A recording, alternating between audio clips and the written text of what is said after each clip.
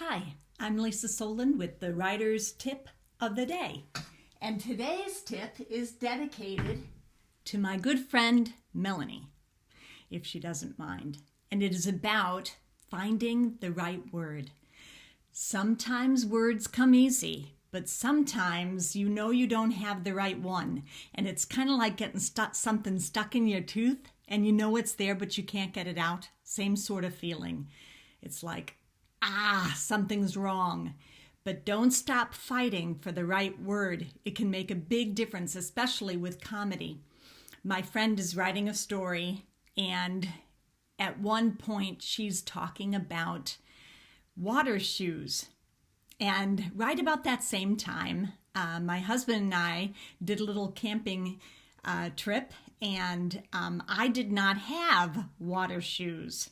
So when we got back, I decided I needed to get a pair of water shoes because I wore my husband's and his feet are much bigger than mine, and sand got in there and they weren't as comfortable as I would have liked. So I went online and tried to find some water shoes. But the name for them actually is aqua shoes, and they look like this. At least these are the kind I got. And aqua shoes is a much better word, isn't it? Aqua, as opposed to water shoes. Aqua shoes, especially if it's a comedy. So I did give that note to my friend, and hopefully soon you're going to be buying her book, because this is a book that is going to print because it's so well written and it's so much fun.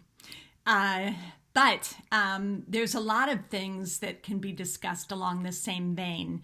Like if you were to say, I came home from the grocery store and before reaching the front door, I tried to take my keys out of my pocket and dropped my groceries all over the front steps.